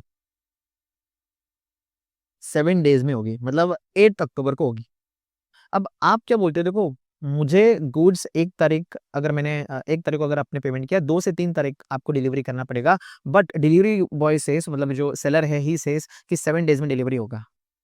now in that case if आप समझो, who is the owner now? Yes, the person who bought the egg, the person who has paid the price, he is the owner. सिर्फ डिलीवरी हुई नहीं है, मैंने स्टार्टिंग में कहा payment and delivery is irrelevant. अब समझो फॉर एग्जांपल अंडे खराब हो गए दोस्तों, ये 7 दिन में डिलीवरी करने का इसने वादा किया था, बट अंडे वो 7 दिन में क्या हो गए, खराब हो गए। अब बताओ किसका रिस्क है दोस्तों? आप बोलोगे सर जो ओनर है उसका रिस्क है। Now who is the owner? Who has paid the price. But is it fair to say कि जिस व्यक्ति ने एग बाई किए हैं उसका नुकसान है? It is not fair, because उसने तो पैसे दे दिए, उसने तो कहा कि मैंने 1 तारीख को, 1 अक्टूबर को पेमेंट दिया है, आप मुझे 2 तारीख को डिलीवरी दे दो। बट इंस्टेड ये जो सेलर था उसने ये कहा कि आई विल डिलीवर इन 7 days, मतलब 8 अक्टूबर। यस और नो? तो इस केस में गलती किसकी है? उस व्यक्ति से आप कंपेंसेशन मांग सकते हो। तो जिसकी लाठी उसकी भैंस हो तो सही है, मतलब जिसका जो ओनर है उसका नुकसान तो होगा ही, बट किसी थर्ड पार्टी की वजह से आपको नुकसान हो रहा है ना, तो उस केस में even though you are an owner, you are bearing the risk, but still you can ask for compensation. So if, इन्होंने क्या कहा, when property therein is transferred to a buyer, the goods are at buyer's risk, मतलब अगर आपके हाथ में अंडे हैं एंड आपके हाथ से टूट गए तो बायर का रिस्क हो गया। If delivery of goods is delayed by the seller और द बायर, मतलब या तो सेलर की गलती है या तो बायर की गलती है, the risk of the property is with the part in default regarding that loss which might not have arisen but for default. देखो लैंग्वेज थोड़ा क्रिटिकल है, इसका मतलब ये है कि ये जो रिस्क है, जो एग डिलीवर नहीं किया, जिस वजह से एग रॉट हो गए, रॉटन एग्स हो गए या खराब हो गए एग्स, उस वजह से buyer can not use it, but now it is whose fault? Seller's fault. तो सेलर का अगर फॉल्ट है तो seller will have to pay for the damages irrespective buyer is the owner and buyer को loss, even if buyer is the owner and buyer has to bear the risk, still the seller will have to pay for the compensation. It is very easy because किसकी गलती थी? Seller की गलती थी। Seller couldn't deliver within 2 days, उसने 7 दिन का wait किया। उसके बाद duties and liabilities of seller or buyer as bailey of the goods for the other party remains unaffected and the risk has been passed generally, मतलब अपने वाले example के केस में उसने पैसे दे दिए, ठीक है, कितने डजन के लिए? 12 डजन एग के लिए, है ना, पैसे तो दे दिए उसने। नाउ रिस्क किसका है? ओनर का है। रिस्क किसका है? ओनर का है। नाउ जो सामने वाला व्यक्ति है, बायर, सॉरी सामने वाला सॉरी, रिस्क किसका है? ओनर का, दैट इज बायर। और जो सामने वाला व्यक्ति है, दैट सेलर, मतलब ये वाला जो व्यक्ति जो डिलीवरी करने वाला विद इन 7 days, उस व्यक्ति को अब एज अ बेली उस 12 डजन एग्स का ध्यान देना पड़ेगा। वो नेग्लिजेंटली एक्ट नहीं कर सकता। बेली मतलब वो व्यक्ति, he will take care of the goods as if it were his own goods, उसको खुद के गुड्स की तरह ध्यान रखना पड़ेगा। अगर उसने नेग्लिजेंटली एक्ट किया एंड गुड डिस्ट्रॉय हो गए, इवन इफ ओनर को नुकसान बेयर करना पड़ता है, ओनर का रिस्क होता है, because that bailee acted negligently, the seller acted negligently, वो कंपेंसेशन के लिए काबिल हो जाएगा दोस्तों। मतलब the person who has bought the goods can ask for compensation from the seller of the goods, that is अंडा वाला जो है, एग का जो सेलर है, उसे कंपेंसेशन लिया जा सकता है। अच्छा, उसके बाद आता है transfer of title by non owners. एक इंटरेस्टिंग कॉन्सेप्ट है। एक लैटिन शब्द आप पढ़ोगे, Nemo that cured non habit, मतलब इसका एकदम सिंपल लैंग्वेज में बताओ कि जिसके पास जो चीज है ही नहीं, वो चीज आपको कैसे दे? क्या बोल रहे हो सर? मैं ये बोल रहा हूँ कि बीकॉम का व्यक्ति कभी भी आपको ये टिप नहीं दे सकता कैसे सीए के एग्जाम क्लियर करना है, क्योंकि उसके पास वो ज्ञान ही नहीं है। तो एक तरीके से अगर कोई व्यक्ति कोई चीज का ओनर ही नहीं है, तो वो किसी और व्यक्ति को वो ओनरशिप पास ऑन नहीं कर सकता। मतलब अगर किसी को कुछ नहीं समझ में आता है, लेट अस से ये मेरा स्टाइलस है, क्या ये स्टाइलस में किसी और को सेल कर सकता हूँ? यस, क्योंकि मेरे पास गुड टाइटल है, तो मैं सामने वाले के गुड टाइटल पास ऑन कर सकता हूँ। बट लेट अस से अगर सामने वाले व्यक्ति ने ये गुड्स मेरे से चोरी किया था दोस्तों, क्या किया था? चोरी, थेफ्ट। तो उस केस में क्या सामने वाला व्यक्ति जिसने ये स्टाइलिश चोरी किया, उसके पास गुड टाइटल है? नहीं। अगर उसके पास गुड टाइटल नहीं है, तो सामने वो किसी और को गुड टाइटल नहीं दे सकता। मतलब no one can give something which they themself does not have. समझ में आ रहा है? Okay, now subject to provision of this act, इसमें यही कहा है कि the sale by person is not an owner thereof, not selling under any authority और consent of the owner, buyer would acquire no good title to the goods unless the owner of the goods is proclaimed from denying the seller's authority to sell. मतलब इन्होंने यही कहा है कि owner ही के पास ये authority है, ओनर के अलावा कोई और थर्ड पार्टी सेल नहीं कर सकता। थर्ड पार्टी तभी सेल कर पाएगा अगर ओनर ने बताया हो दोस्तों। Okay, now exception to this rule, exception to this rule ये बोलता है कि ओनर ही सेल कर सकता है किसी और व्यक्ति को, मतलब ओनर के पास गुड टाइटल है तो ही वो सामने वाले व्यक्ति को गुड टाइटल दे सकता है, बराबर है। अच्छा, तो यहाँ पर एक्सेप्शन ये में ये बोलता है कि even if that person is not an owner, still वो गुड टाइटल पास ऑन कर सकता है। अच्छा, नॉर्मली आप ओनर हो, आपके पास गुड टाइटल है, तो सामने वाले व्यक्ति को गुड टाइटल कब दे पाओगे आप? अगर आप ओनर हो तो सामने वाले व्यक्ति को आप ओनर बना सकते हो बाय सेलिंग द गुड्स, है ना। बट थर्ड पार्टी क्या इस व्यक्ति को ओनर बना सकता है? नॉर्मली तो नहीं, बट एक्सेप्शन में जितने भी केसेस हैं, उस केस में ये थर्ड पार्टी भी इस पर्टिकुलर व्यक्ति को क्या बना सकता है? मतलब ये बायर को भी क्या बना सकता है? ओनर बना सकता है एंड गुड टाइटल दे सकता है। तो ये एक्सेप्शंस में वही पढ़ेंगे दोस्तों। पहला exception, sale by mercantile agent. Sale by which agent? Mercantile agent. अभी एग्जांपल के तौर पे बागा दोस्तों, बागा ये तारक मेहता का उल्टा चश्मा में जो बागा है, जो स्टोर्स जेठालाल के स्टोर को देखता है ना। तो लेटर से बबीता जी एक दिन स्टोर पे चली जाती है एंड टीवी बाई कर लेती है। अब मुझे बात बताओ, क्या Bagha on behalf of Jethalal sell कर सकता है बबीता जी को, yes. So Bagha being a third party, he is not an owner of the goods. Who is the owner? Jetalal is the owner of the goods. Still, can he sell? Yes. क्यों? Because he has been authorized by the owner, that is Jetalal. So if a sale by mercantile agent, okay, sale by, क्या हो गया इसको, sale by mercantile agent of goods for document of title would pass good title to the buyer in the following circumstances, namely. Now good title मतलब बबीता जी के पास अच्छा title जाएगा even if बागा ने गुड सेल किया है, ठीक है, थर्ड पार्टी ने गुड सेल किया है. इफ बागा is in possession of document with the consent of the owner, बागा के पास राइट है, उसके पास डॉक्यूमेंट ऑफ टाइटल है दोस्तों, एंड उसने ये सेल किया है in ordinary course of business, उसका रोज का काम है दोस्तों ऐसा सेल करना, मतलब वो एजेंट है, वो ओनर के अंडर काम करता है. सेकंड, अगर बायर ने एक्ट किया है गुड फेथ में eight the time of contract and उसको पता ही नहीं था कि सेलर के पास कोई अथॉरिटी नहीं है, मतलब अगर बबीता जी को ये पता ही नहीं है कि बागा के पास अथॉरिटी नहीं है, लेट अस से जेठालाल ने बागा को कोई गुड्स सेल करने से मना किया था, है ना, तो उस केस में Babita was not aware of it, तो बबीता जी जाएंगे गुड्स बाय करके लेकर आएंगे ना, तो उस केस में बबीता जी को गुड टाइटल मिलेगा. नॉर्मल रूल क्या बोलता है कि थर्ड पार्टी अगर sorry seller sorry sorry okay, normal rule ये बोलता है कि अगर बबीता जी किसी थर्ड व्यक्ति से बाई करती अदर देन जेठालाल, तो बबीता जी के पास गुड टाइटल नहीं जाता, है ना. बट ये रूल एक्सेप्शन है जो ये बोलता है कि इवन इफ थर्ड पार्टी से बबीता जी ने बाई किया, स्टिल उनको गुड टाइटल मिलेगा. तो जेठालाल ने बागा को क्या कर रखा था, ऑथोराइज कर रखा था, तो बबीता जी के पास गुड टाइटल दिया. लेट अस से बबीता जी सॉरी बागा को ऑथोराइज नहीं किया गया था बाय जेठालाल, उस केस में भी बबीता जी को गुड टाइटल जाएगा अगर बबीता जी को पता ही नहीं था कि बागा के पास अथॉरिटी है या नहीं है. जैसे ये तो buyer acted in good faith, मतलब Babita ji acted in good faith and has at the time of contract no notice of the fact that seller has no authority to sell. अच्छा, इसके बाद sale by one of the joint owners, let us say for example Mukesh Ambani ji, Anil Ambani ji और Sandesh sir, sorry CA Sandesh sir, है ना, तीनों मिलके एक 6 करोड़ की कार परचेस करते हैं. कितने करोड़ की? 6 करोड़, है ना, कम मत समझना मुझे, ठीक है ना. कितने करोड़ की कार परचेस किया हम लोग ने? 6 करोड़ की. अब 6 करोड़ में मेरा कंट्रीब्यूशन कितना है, देखो मुकेश अंबानी का जो है दैट इज 3 करोड़, अनिल अंबानी जो है दैट इज अनिल अंबानी जी का कंट्रीब्यूशन इज 2.9 करोड़ और संदेश सर का कंट्रीब्यूशन इज 10 लाख रुपीज, है ना.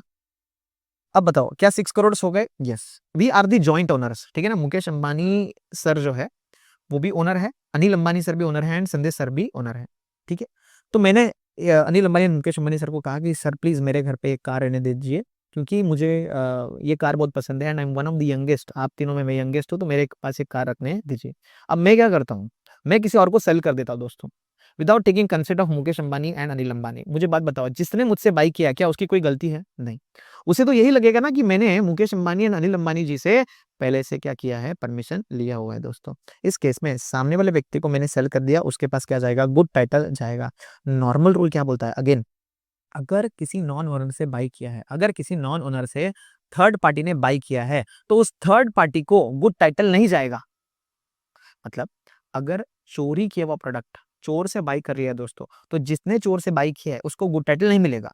But exception to this rule क्या बोलता है, इवन इफ आपने थर्ड पार्टी से बाई किया है आपके पास गुड टाइटल आएगा. तो यहां पर if one of the joint owners, if one of the joint owners is in sole position of property, मतलब किसकी बात हो रही है, मेरी बात हो रही है, मेरे पास क्या है, सोल पोजेशन ऑफ प्रॉपर्टी है बाय परमिशन ऑफ द कोनर्स, मेरे पास वो दोनों का परमिशन था एंड मैंने उसको मेरे पोजीशन में रख लिया था.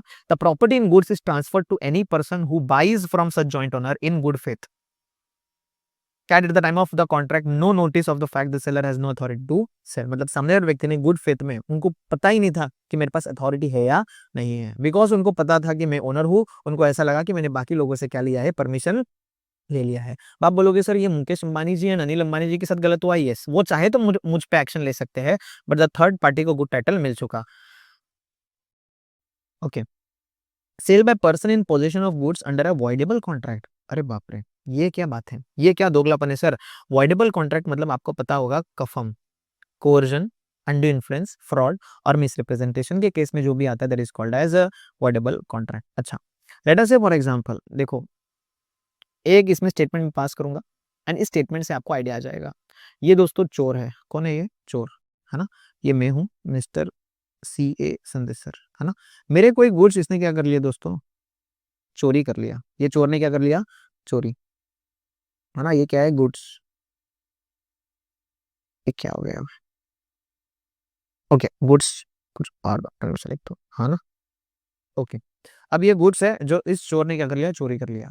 अब मेरे पास दो ऑप्शन है दोस्तों, what can I do is, मैं इसको माफ कर सकता हूँ, मैं छोड़ देता हूँ, कोई बात नहीं, मेरे लिए वो इतनी बड़ी बात नहीं है कि इसने मेरे से गुड्स चोरी कर लिया है, एक नॉर्मल सा चीज इसने चोरी कर लिया था तो मैं माफ कर दिया दोस्तों, है ना। नाउ दूसरा चीज मैं क्या कर सकता हूँ, दूसरा ऑप्शन ये है कि मैं पुलिस केस कर सकता हूँ, है ना। सो इसी को बोलते हैं वॉइडेबल। वॉइडेबल मतलब क्या, कि मेरे पास ऑप्शन है, अग्रीव्ड पार्टी जिसके साथ गलत हुआ है उसके पास ऑप्शन है टू टेक एन एक्शन, जिसके पास ऑप्शन है टू टेक एन एक्शन। तो इस केस में मुझे बात बताओ, क्या मैंने एक्शन लिया अभी तक, नहीं। तो चोर है ना, ये स्टेटमेंट ध्यान सुनना, चोर तब तक चोर नहीं होता जब तक चोरी पकड़ी ना जाए। अगर मैंने इस चीज को जाने दिया दोस्तों, तो उस केस में लोगों को क्या लगेगा कि ये चोर कौन है, सही व्यक्ति है, भला आदमी है। तो उस केस में समझो मिस्टर बी ने क्या कर लिया, इस चोर से ये चोरी किया हुआ गुड्स बाई कर लिया। क्या कर लिया, बाई कर लिया, किसने, मिस्टर बी ने। तो उस केस में मिस्टर बी के पास गुड टाइटल जाएगा, इवन इफ इस चोर के पास गुड टाइटल नहीं है। क्यों, क्योंकि मैंने अभी तक एक्शन लिया ही नहीं है। एंड मैंने एक स्टेटमेंट कहा, चोर तब तक चोर नहीं होगा जब तक चोरी पकड़ी ना जाए, है ना। तो मैंने एक्शन लिया ही नहीं, तो उस केस में दैट चोर इज द ओनर, किसके नजर में, मिस्टर बी के नजर में। एंड मिस्टर बी को पता ही नहीं था कि ये जो व्यक्ति है ये चोर है, ये थीफ है दोस्तों। हेंस इस केस में आई होप ये आपको समझ में आता है कि इफ बायर, बायर कौन, mister B, acquires a buyer acquires a good title to goods sold by person who obtained possession of goods under voidable contract, मतलब ये चोरी किया ना दोस्तों। सो चोरी किया हुआ जो भी चीज है वो कफम के अंदर आता है, coercion, under influence, fraud and misrepresentation. तो voidable कॉन्ट्रैक्ट के अंदर on the grounds of coercion, fraud, under influence और मिसरिप्रेजेंटेशन मतलब कफम। Are you getting it. So इस केस में आई होप आपको क्लियर हो गया होगा मैं क्या कहना चाहता हूँ। उसके बाद sale by person who already sold goods but continues in possession thereof, ये एकदम बेसिक है दोस्तों। यहाँ पर इंग्लिश अगर आपको समझ में आता है तो मुझे एक्सप्लेन करने की जरूरत ही नहीं है, ठीक है। तो यहाँ पर होता क्या है, देखो जेठालाल है, ठीक है ना, जेठालाल ने अय्यर को, सॉरी भिड़े को गुड्स सेल कर दिया, है ना। 1 अक्टूबर को गुड्स सेल कर दिया, किसने, किसको, जेठालाल ने भिड़े को। अब 2 अक्टूबर को बबीता जी आ जाती है ना। बबीता जी को सेम प्रोडक्ट चाहिए एंड वो प्रोडक्ट एक ही पीस बचा हुआ था जेठालाल के पास। अब आप खुद बताओ आगे का स्टोरी क्या होगा। हाँ, तो जेठालाल क्या करेगा पता है, वही गुड्स भिड़े को डिलीवर करने से पहले किसको सेल कर देगा, बबीता जी को, है ना। मतलब ओनर कौन बन चुका, 1 अक्टूबर को ही ओनर कौन बन चुका, भिड़े। क्यों, क्योंकि भिड़े को उसने प्रॉमिस कर लिया था, इंटेंशन क्लियर हो गया, जैसे इंटेंशन क्लियर हो गया ओनर बन गया कौन, भिड़े। बट पोजीशन किसके पास था, जेठालाल के पास, क्योंकि वो 2-3 दिन बाद डिलीवर करने वाला था, हाँ या नहीं। नाउ 2 अक्टूबर को कौन आता है दोस्तों, बबीता जी। अब बबीता जी को वो क्या करता है, मना नहीं कर सकता, तो उस केस में उसने क्या कर दिया, उस बबीता जी को उस गुड्स का सेल कर दिया। अब मुझे बात बताओ, क्या बबीता जी ने यहाँ पर कोई गलत काम किया है, नहीं। आप बोलोगे इस केस में how, Jethalal is the third person, Jethalal is the third person because अब भिड़े ओनर है ना दोस्तों। तो बबीता जी को अगर परचेस करना है राइटफुली, तो उस केस में Babita ji should have gone to Bhide. But Babita ji को तो पता ही नहीं है कि भिड़े को सेल हुआ है, राइट। सो बबीता जी अगर गुड फेथ में बाई करती है from Jethalal, having no idea that goods have already been sold, तो उस केस में even if Jethalal third person है एंड उसने बबीता जी को गुड्स सेल कर दिया है, स्टिल बबीता जी को क्या मिलेगा, गुड टाइटल मिलेगा। नाउ अगेन भिड़े अब क्या कर सकता है, जेठालाल से कंपेंसेशन मांग सकता है, it is a different case scenario. So if a person has sold the goods and continues in possession of goods, he may sell the goods to third party if such third person obtains the delivery of the goods in good faith without notice of previous sale. The person acquires goods, good title, even though property has been passed to the first buyer earlier. समझ में आया। तो first buyer कौन है, भिड़े। And उसके बाद second buyer कौन है, Babita ji, and Babita ji will get the good title. अच्छा, sale by buyer obtaining position before the property in goods vested in him, ये भी बहुत एग्जांपल है दोस्तों। Best basic basic small example से बता देता हूँ। लेट अस से आपने मेरे से साइकिल बाय कर लिया, I am the seller, you are the buyer. अब आप बोलते हो कि साइकिल को ना आप पहले टेस्ट करोगे, चेक करोगे, जब तक आपको मजा नहीं आएगा तब तक आप वो साइकिल बाय नहीं करोगे। अच्छा, तो उस केस में I am the owner still and you are just trying the goods, sale और रिटर्न बेसिस पे है, आप ट्राई करोगे and then what you will do, you will return back the goods if you don't like it. अच्छा, आप अपने पास ही रखोगे if you like the goods, समझ में आया? अच्छा, so are you the owner now? No. तो आप क्या करते हो, फर्दर किसी और को सेल कर देते हो। अब जो थर्ड पार्टी आपसे बाय कर रहा है उसको तो नहीं पता है कि आपका गुड्स है या नहीं है। समझ में आया? सो even if you being third party, है ना, आपके पास ओनरशिप अभी तक आया नहीं है, स्टिल आप क्या गुड टाइटल पास ऑन कर सकते हो? यस, बिकॉज थर्ड पार्टी ने गुड फेथ में आपसे बाय किया है। Now I can take the compensation from you, I can take the price of the goods from you, जो मैंने आपको सेल और रिटर्न बेसिस पे दिया हुआ था। सो when the buyer with the consent of the seller obtains the possession of the goods, he may sell, pledge or dispose of the goods to third party if such person acquire delivery in the goods in good faith without notice of lien or weight of the original seller with respect to goods he acquire good title to goods। मतलब third party जो है वो क्या कर सकता है, good title acquire कर सकता है। आई होप ये क्लियर हो जाता है दोस्तों, है ना? ओके, फिर आता है क्या, इफेक्ट ऑफ एस्टॉपल। एस्टॉपल, अब एस्टॉपल का मतलब क्या है? ओके, नाउ एस्टॉपल का मतलब ये हमने ओसीएम 12th स्टैंडर्ड में भी किया हुआ है। एस्टॉपल, एस्टॉपल मतलब स्टॉप्ड, स्टॉप्ड, है ना, ये काफी बार आएगा। इसमें कैसा होता है ना कि एक एग्जांपल मैं आपको बताता हूँ, ठीक है? लेट अस से ये साइकिल है दोस्तों, दिस इज साइकिल, है ना, ये साइकिल है, ठीक है? अब ये साइकिल मेरी है, सीए संदेश सर का, है ना? तो मैं साइकिल को गार्डन में चलाना पसंद करता हूँ ड्यूरिंग संडेज। अब क्या हो जाता है कि संडेज के टाइम पे गार्डन में एक स्टूडेंट मुझे मिलता है और वो स्टूडेंट बोलता है, सर ये साइकिल आपकी है? मैं बोलता हूँ हाँ मेरी साइकिल है। साथ ही साथ उसी टाइम पे मेरी जो क्रश है ना, वो उसी गार्डन से गुजर रही होती है दोस्तों। So I don't want her to look at me in cycle, मतलब आई डोंट वांट कि वो मुझे साइकिल में देखे। एटलीस्ट अगर कार में होता या लग्जरी कोई गुड्स में होता तो किसी को मैं इम्प्रेस कर देता, है ना? So cycle is something I don't want her to look at me with, है ना? सो आई डोंट वांट कि ऐसा कोई इंप्रेशन आए कि मैं गरीब हूँ, है ना?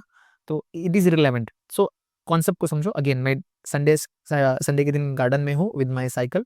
Now one student comes and he asks कि ये साइकिल तुम्हारी है क्या? आई सेज यस। वैसे कौन आ जाता है यहाँ सामने से? क्रश आ जाती है and I don't want her to see me riding a cycle. Now तो मैं क्या करता हूँ, मैं मेरे स्टूडेंट को बोल देता हूँ, व्हाट यू डू इज, आप ऐसा प्रिटेंड करो कि ये साइकिल किसका है? आपका है, right?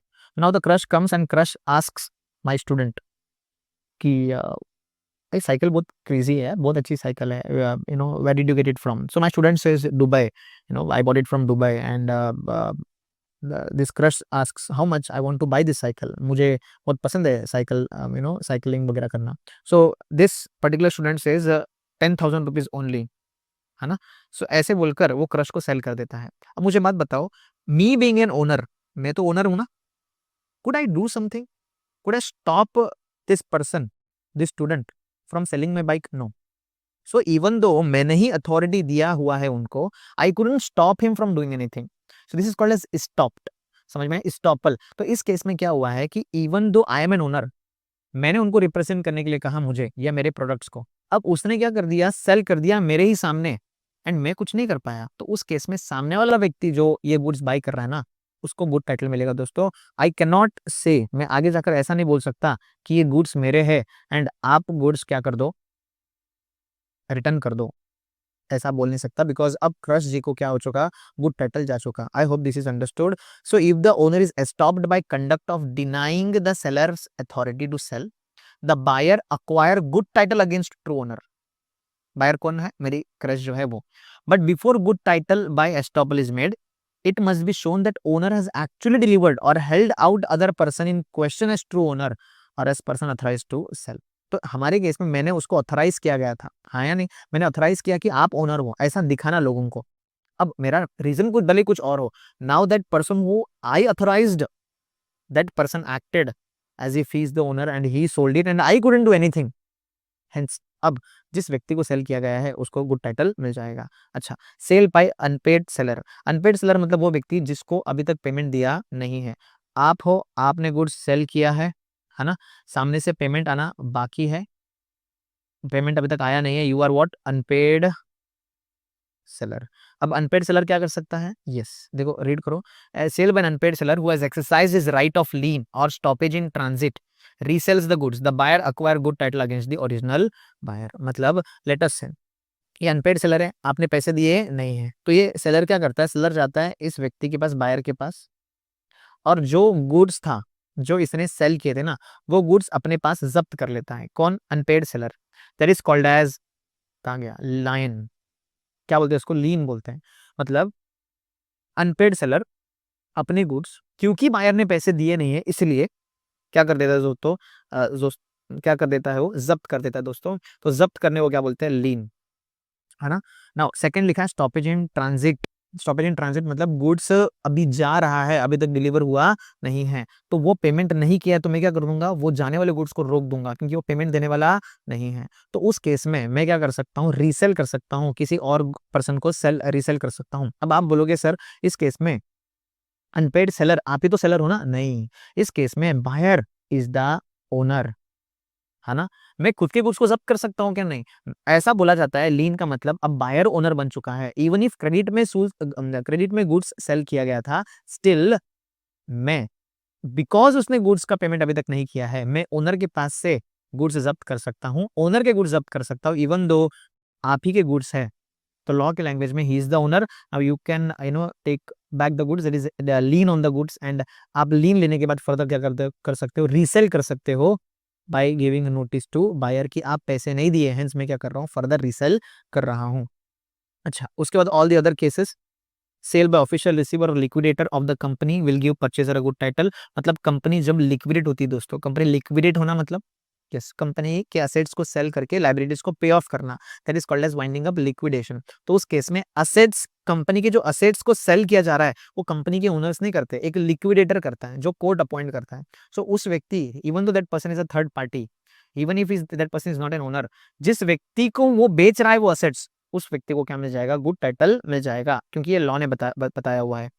Purchase of goods from finder of lost goods, purchase of goods from finder of lost goods acquires good title under circumstances. ये सर्कमस्टेंसेस हमने इंडियन कॉन्ट्रैक्ट एक्ट में पढ़ेंगे। थोड़ी बेसिक चीजें I will sorry okay, circumstances जो है हमने Indian contract act में कवर किया है। स्टिल मैं आपको एक आइडिया बता देता हूँ। Late us say for example ये स्टाइलस गुम जाता है दोस्तों, एंड आपको वो स्टाइलस मिल जाता है, या मेरा वॉलेट गुम जाता है एंड आप finder of the lost goods बनते हो, एंड मैं क्या करता हूँ, आपने जितने एक्सपेंसेस इनकर किए to find mean, to find the true owner, वो पे करने से मना कर देता हूँ, है ना। ऐसे दो तीन और केसेस है। तो उस केस में you being the finder of the lost goods and I being the true owner of the lost goods, I am not ready to pay the compensation which you, जो आपने इनकर किया एक्सपेंडिचर। तो उस केस में आप क्या कर सकते हो, even if you are the third party, even if you are not the owner of the goods, आप क्या कर सकते हो, किसी और को सेल कर सकते हो स्टाइलस, है ना। वैसे लॉ बोलता है second, sorry third, the sale by pawnee can convey a good title to the buyer. A sale by pawnee मतलब लेट अस से अगर बैंक के पास अगर आपके गुड्स पॉन्ड है दोस्तों, मतलब क्या है, प्लेज्ड है ना। पाउनर पाउनी अगेन ये भी इंडियन कॉन्ट्रैक्ट एक्ट का ही पार्ट है। तो पाउनर एंड पाउनी मतलब अगर आपके गुड्स कहीं और प्लेज्ड है, तो उस केस में the pawnee can convey a good title to the buyer. A sale by pawnee can convey a good title to the buyer, मतलब आप पाउनर हुए, मतलब आपके गुड्स, मतलब आपके बीबी के कंगन अगर आप बैंक में देते हो, तो बैंक का लोन अगर आपने रिपे नहीं किया, तो उस केस में बैंक क्या कर सकता है, किसी थर्ड पार्टी को सेल कर सकता है।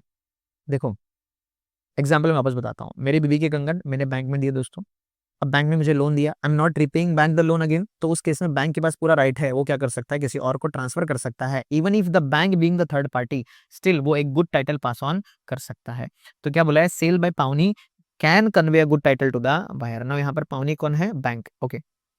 Performance of contract of sale, ये एकदम बेसिक है दोस्तों। तो performance of contract of sale involves delivery of goods, ये तो ऑब्वियस बात है, by the seller and acceptance of payment of price by the buyer in accordance with the terms of contract. जैसे टर्म्स ऑफ कॉन्ट्रैक्ट है वैसे delivery होगा and payment of price होगा, एकदम बेसिक पॉइंट बताया हुआ है। 3 टाइप्स ऑफ डिलीवरी होती है दोस्तों। अब ओनरशिप कंप्लीट हो चुका है, 1 आवर हमको पूरा लगा है दोस्तों ओनरशिप कंप्लीट करने के लिए। ओनरशिप में सबसे ज्यादा अगर हमको प्रॉब्लम है दैट इज अनकंडीशनल अप्रोप्रिएशन। उससे रिलेटेड अगर कोई प्रॉब्लम है, प्लीज आप मुझे टेक्स्ट कर दो या कमेंट कर दो, या इंस्टाग्राम पे आप टेक्स्ट कर सकते हो। If you understand unconditional appropriation, please give a thumbs up in the comment section. Now, types of delivery, क्योंकि इन्होंने कहा है कि पेमेंट एंड डिलीवरी जो है as per the terms of contract करना पड़ेगा, बट अगर कॉन्ट्रैक्ट में कुछ नहीं लिखा तो उस केस में लॉ में देखना। क्लियर है, जैसे हमने कहा इंटेंशन के बारे में कॉन्ट्रैक्ट में बताया होगा, बट कॉन्ट्रैक्ट में कुछ नहीं लिखा तो उस केस में आपको लॉ को देखना पड़ेगा। तो लॉ के केस में हमने सारे केसेस डिस्कस कर लिए। अच्छा, there are 3 types of delivery, constructive delivery, actual delivery, symbolic delivery. ये तीनों केसेस हमने कवर कर लिए यूनिट 1 में एंड यूनिट 2 में। Now basic duties and condition क्या बोलता है? ड्यूटीज ऑफ सेलर क्या है? Seller must deliver the goods, the buyer must accept and pay for the goods. बहुत बेसिक है दोस्तों। Delivery and payment are concurrent conditions. Generally delivery और payment के बारे में कॉन्ट्रैक्ट में लिखा होगा, और कॉन्ट्रैक्ट में नहीं लिखा, इसका मतलब क्या होता है? जैसे मैंने स्टाइलिस आपको दे दिया वैसे आपको क्या करना पड़ेगा? पेमेंट देना पड़ेगा। That is called as concurrent. मतलब delivery and payment should happen at the same time. ऐसा क्या कौन बोलता है? Law. Unless and otherwise contract में कुछ और लिखा हो तो the seller must ready and willing to give possession of goods in exchange for price, the buyer must ready and willing to pay the price in exchange for the possession of goods.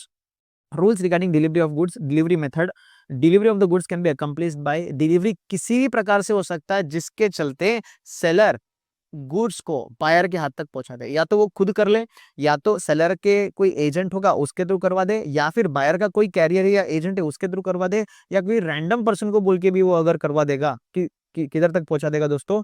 Buyer तक अगर पहुंचा देता है delivery को, तो उस case में क्या मान लिया जाएगा? डिलीवरी हो चुकी है। Any method agreed upon by parties that has effect of delivering any action that results in putting the goods in the position of the buyer. कोई भी एक्टिविटी, कोई भी एक्शन जिसके चलते बायर के हाथ में गुड्स पहुंच जाएगा, it will be called as delivery. Now effect of part delivery, देखो इसको स्टार इसलिए किया है बिकॉज इसका अंडरस्टैंडिंग थोड़ा डिफिकल्ट हो जाता है स्टूडेंट्स को। Delivery of part of goods with the intention of serving it as whole does not operate as delivery of the remainder। इस पे ना कुछ केस स्टडीज भी बनता है। लेट अस से अगर आपने 100 kgs ऑफ सामान परचेज किया है ना, आपने क्या कर लिया? परचेज कर लिया 100 kgs ऑफ कोई भी product. Okay, so you are the buyer, सामने वाला व्यक्ति is the seller. You have paid him for 100 kgs। आपने कितने kgs के लिए पे कर दिया? You have paid him for 100 kgs के लिए पूरा पेमेंट आपने कर दिया, है ना? पूरा पेमेंट आपने कर दिया। अब सेलर क्या करेगा? आपको डिलीवरी करेगा। सेलर जब डिलीवर करता है ना, सेलर ओनली 50 kg करता है, बचा हुआ 50 kg अभी तक करता नहीं है।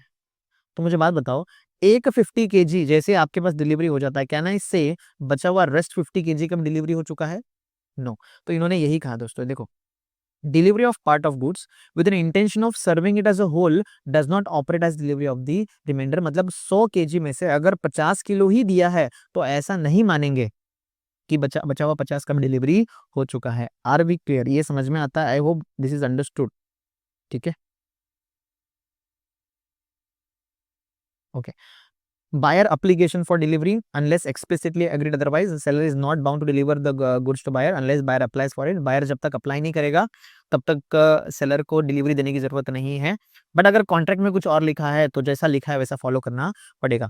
प्लेस ऑफ डिलीवरी एकदम बेसिक है दोस्तों, याद रखना, जैसा कॉन्ट्रैक्ट में लिखा है वैसा। बट अगर कॉन्ट्रैक्ट में नहीं मेंशन्ड है तो goods to be sold must be delivered at a place where they are at the time of sale. मतलब लेट अस से आप अंधेरी मार्केट से जाके चप्पल बाई करते हो दोस्तों, शू बाई करते हो, तो that will be the place of delivery. क्योंकि वहां पर क्या हुआ है? गुड्स एग्जिस्ट करता है। The goods must be sold, sorry, goods to be sold must be delivered at a place where they are at the time of sale. So time of sale क्या है? या अंधेरी है, right? So at the time of sale जो product exist करता है उस time पे, वही टाइम अपना क्या हो जाएगा? Place of delivery. That is Andheri will be considered as a place of delivery. Goods agree to be sold must be delivered at a place where they are at the time of agreement. Now अगर समझो ये वाला condition meet नहीं कर सकते, मतलब आपने जो गुड्स जो है उसका कोई प्लेस नहीं पता चल रहा है, या उसका प्लेस आपको नहीं आइडेंटिफाई कर पा रहे हो, तो उस केस में जहां पर आपने अग्रीमेंट किया है सेल का, that place will be the place of delivery. Last, अगर गुड्स एग्जिस्टेंस में ही नहीं है, मतलब फ्यूचर गुड्स है, आगे भविष्य में होने वाला है, तो उस केस में place where it is manufactured और प्रोड्यूस जो होगा that will be the place of delivery. अगर कॉन्ट्रैक्ट में कुछ लिखा है तो जैसा कॉन्ट्रैक्ट में लिखा है वैसे, अगर कॉन्ट्रैक्ट में नहीं लिखा है तो उस केस में जिस प्लेस से आप प्रोडक्ट परचेस कर रहे हो वो प्लेस, सेकेंड जो जिस टाइम पे आपने एग्रीमेंट किया वो प्लेस, एंड लास्ट अगर ये दोनों नहीं है, मतलब अगर गुड्स एग्जिस्टेंस में नहीं है, उस केस में जहां पर प्रोड्यूस हुआ या मैन्युफैक्चर हुआ वो प्लेस। अच्छा, time of delivery, under the contract of sale the seller is bound to deliver the goods if no time is fixed at a reasonable time। जो भी reasonable time होगा वो reasonable time में goods दे दो। Goods अगर position of the third party है, ये हमने सिंबॉलिक डिलीवरी में, सॉरी, कंस्ट्रक्टिव डिलीवरी में कवर किया है। अगर थर्ड पार्टी के पास गुड्स है तो उस केस में जब तक थर्ड पार्टी एक्नॉलेज नहीं करेगा कि I am holding goods on behalf of the buyer, तब तक डिलीवरी हुआ है ऐसा नहीं बोलेंगे। देखो क्या लिखा है, when the goods at the time of sale are in position of third party, no delivery is made until such third party acknowledges to the buyer that they hold goods on behalf of the buyer. ये मैंने बताया हुआ है, बागा के पास goods है, Bagha is holding goods on behalf of Jethalal in Gujarat, बीडे sorry Jethalal जो है मुंबई में है एंड बागा जो है इज इन गुजरात। नाउ कोई भी बायर जेठालाल से गुड्स जब बाय करेगा तो डिलीवरी कब होगी पता है, जब तक जेठालाल उस बायर को एक्नॉलेज नहीं करता, कॉल करके ये नहीं बता देता कि I am holding goods on behalf of buyer and not Jethalal, तब तक डिलीवरी नहीं होगी दोस्तों। अच्छा, time for tender of delivery, the demand for delivery may be treated as ineffectual unless made at a reasonable hour, मतलब delivery जो है वो रीजनेबल आवर में करना चाहिए। एक्सपेंस ऑफ डिलीवरी, आप जब भी कोई चीज बाई करते हो बताओ डिलीवरी का एक्सपेंडिचर कौन करता है, yes perfect. So expense of putting the goods in deliverable state shall be borne by the seller. Seller ऐसा व्यक्ति है जो डिलीवरेबल स्टेट में पुट, देखो आप है ना दो चीज में कंफ्यूज हो गए, आपको लगेगा डिलीवरी कॉस्ट, वो नहीं। अगर आप जोमेटो से कोई फूड ऑर्डर करते हो तो डिलीवरी चार्जेस आपसे लिया जाता है, so that is because you stay far away from the hotel, हाँ या नहीं।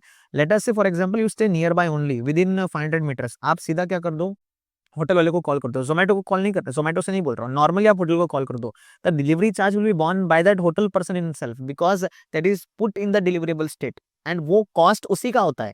सो the expense of putting the goods in deliverable state shall be borne by the seller. So hotel के हिसाब से delivering within 500 metres is deliverable state, are you getting it. But Zomato जब आप करते हो because the hotel will not give delivery that long, तो उस case में Zomato will take charges from you because आप लंबा रहते हो। तो यहाँ पर देखो क्या लिखा है, deterioration during transit, if the goods are delivered at a distant place the liability of deterioration falls on the buyer, मतलब बायर का गलती हो जाएगा, अगर डिस्टेंट प्लेस पे आप रहते हो तो उस केस में जो चार्जेस लगेगा वो आपसे लिया जाएगा, मतलब बायर से लिया जाएगा। दो द सेलर अगर कॉन्ट्रैक्ट में कुछ और लिखता है कि उसका रिस्क है तो वो उसका रिस्क भी मान लिया जाएगा। आई होप आपको ये अंडरस्टूड है। Now instalment deliveries unless otherwise agreed, buyer को जरूरत नहीं है, जब तक वो अग्री ना करे तब तक जरूरत नहीं है कि वो इंस्टॉलमेंट डिलीवरी को एक्सेप्ट करे। डिलीवरी टू कैरियर ये भी हमने पढ़ लिया अभी, the seller delivers the goods to carrier for transmission to buyer, it is prima facie deemed the delivery to buyer, मतलब अगर मैं सेलर हूँ आप बायर हो, आपके कैरियर को आपके एजेंट को अगर मैंने क्या कर दिया गुड्स डिलीवर कर दिया तो मान लिया जाएगा कि आपको गुड्स मिल चुका है। प्राइमा फेसी मतलब एट फर्स्ट ग्लांस ऐसा मान लिया जाएगा कि आपको ही गुड्स डिलीवर हो चुका है। कुछ उसके बाद डिलीवरी ऑफ रॉन्ग क्वांटिटी, अब देखो इसमें ना कुछ ज्यादा चीजें आपके बुक में है बट मैं जो रेलेवेंट चीजें वही अपने नोट्स में लिखा हुआ है, इससे भी आप अपने केस स्टडीज इजीली सॉल्व कर पाएंगे, है ना। लेटर से फॉर एग्जांपल आप मैगी ऑर्डर करते हो ऑफ 10 पैकेट्स, है ना, 10 पैकेट्स आपको मैगी चाहिए, ठीक है। लेटर से ऐसा होता है, पहले बात तो हेडिंग क्या है आपने पढ़ लिया होगा, delivery of wrong quantity, wrong quantity की क्या हो जाती है डिलीवरी हो जाती है। तो 10 पैक ऑफ मैगी का कहानी सुनो दोस्तों, क्या हो जाता है 10 पैक की सॉरी 10 पैक ऑफ मैगी आप ऑर्डर करते हो, आपको 12 पैक से डिलीवर हो जाता है, मतलब बताओ क्या रॉन्ग क्वांटिटी डिलीवर हुआ है, यस। तो आप क्या कर सकते हो 12 के 12 रिजेक्ट कर सकते हो, 12 के 12 एक्सेप्ट कर सकते हो एंड प्रोपोर्शनेटली आपको पे करना पड़ेगा, या तो आप 2 को रिजेक्ट करके 10 को एक्सेप्ट कर सकते हो, ठीक है। उसके बाद 10 के जगह पे समझो 8 पैकेट्स आ जाता है, आप 8 के 8 को क्या कर सकते हो रिजेक्ट कर सकते हो, या 8 को आप एक्सेप्ट कर सकते हो एंड प्रोपोर्शनेटली आपको पे करना पड़ेगा। अच्छा, लास्ट क्या हो सकता है, मिक्स हो गया दोस्तों, मैगी आ गया 4 पैक, ईपी आ गया 6 पैक, है ना, तो टोटल हो गया 10। अब उस केस में आप क्या कर सकते हो, अगेन या तो इसको पूरी की पूरी तरीके से रिजेक्ट कर लो, या तो पूरा का पूरा एक्सेप्ट कर लो, या फिर ये जो मैगी है वो 4 आप एक्सेप्ट कर लो एंड प्रोपोर्शनेटली पे कर दो। तो इन्होंने यही कहा है यहाँ पर, if the seller delivers the goods to the buyer of quantity less than the contracted for, the buyer can reject them, however if the buyer accepts the delivery they shall pay them for the contracted rate, जो भी contracted rate रहेगा उस rate में पे करना पड़ेगा। अच्छा, buyer's right to examine, आखिरी सांसें ले रहा है दोस्तों ये यूनिट, काफी लंबा यूनिट रहा है and still I try to summarise it and speak as fast as possible. Buyer's right to examine, मतलब आप बायर हो दोस्तों, आप चाहे तो अपने गुड्स, चाहे क्या आपका गुड्स है तो आप तो एग्जामिन तो करोगे ही, ऑब्वियस सी बात है। तो इन्होंने ये कहा है the goods are to be delivered to buyer who has not previously examined them, the buyer is entitled to reasonable opportunity to examine the goods to ascertain whether they are as per description, जो description बताया गया था उसी description का है या नहीं वो देखने के लिए आप क्या कर सकते हो, एग्जामिन कर सकते हो। Rules related to acceptance of goods, acceptance मान लिया जाएगा मतलब आप अगर बायर हो, आपने सेलर की गुड्स को एक्सेप्ट कर लिया, ऐसा मान लिया जाएगा। अगर आपने इंटीमेट कर दिया सेलर को कि आपने गुड्स एक्सेप्ट कर लिया है, मतलब आपने कॉल करके बता दिया है कि I have accepted the goods. ये कौन से केस में हो रहा है दोस्तों? सेल और रिटर्न केसेस की बात कर रहे हैं। सेल और रिटर्न मतलब आपने गुड्स को एक्सेप्ट कर लिया। आप कैसे बताओगे? पहला आप इंटीमेट कर दोगे, सेल और रिटर्न बेसिस पे ट्रांजेक्शन हो रहा है, तो आप क्या बोल रहे हो सेलर को कि आप इंटीमेट कर रहे हो कि आप क्या करना चाहते हो, गुड्स को बाय करना चाहते हो। तो intimate the seller that you have accepted the goods. या फिर ऐसा कोई एक्ट करते हो जो inconsistent to the ownership of seller, मतलब सामने वाला व्यक्ति इज द सेलर, मतलब I am the seller, I have given goods to you for sale और रिटर्न बेसिस, है ना? तो आपको क्या करना चाहिए? यूज करना चाहिए, पसंद आया तो मेरे को इंटीमेट करके बाय कर लेना चाहिए, हाँ या नहीं? आप क्या करते हो? फर्दर किसी और को सेल कर देते हो, या ऐसा कोई एक्ट करते हो जो इनकंसिस्टेंट है मेरे प्रति, मतलब आई एम द ओनर, मुझे ये करने का राइट है, बट आप कर रहे हो, तो उस केस में भी मान लिया जाएगा आपने फर्दर सेल क्यों किया। अगर आपने फर्दर सेल किया मतलब आप उसको एक्सेप्ट करते हो, ऐसा मान लिया जाएगा।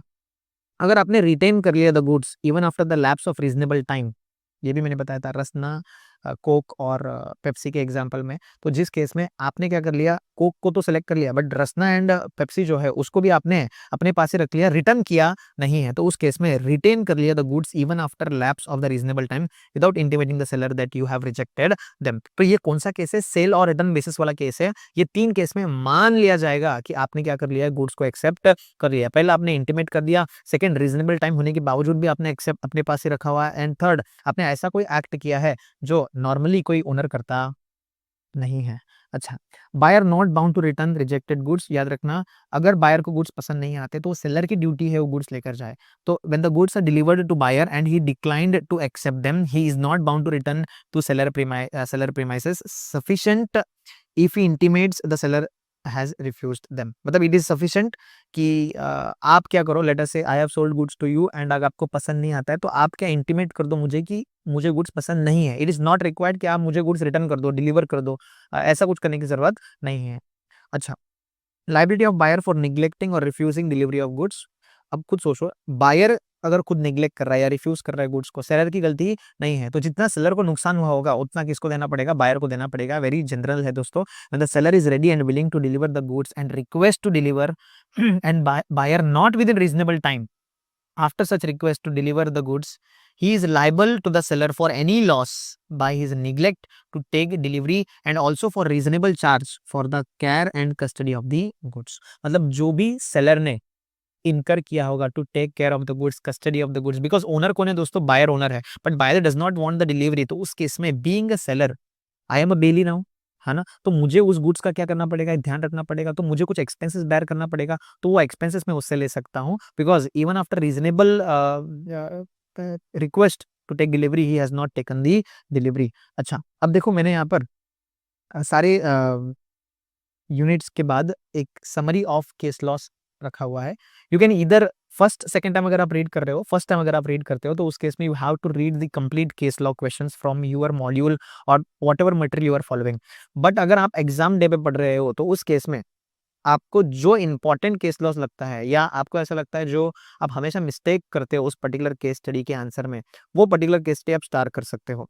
So during last day revision आपको सब कुछ पढ़ने का मौका नहीं मिलेगा, तो आप ये समराइज्ड केस लॉ क्वेश्चंस को भी कंसिडर कर सकते हो, which covers the important part of the question and also has the important conclusion और important part of the answer. जैसे यूनिट 1 का देखो, how does sale differ from hire purchase, दिसंबर 21 6 मार्क्स के लिए आया था। It is a direct question. Classify the transaction into type of goods, 50 cotton bales selected and set aside.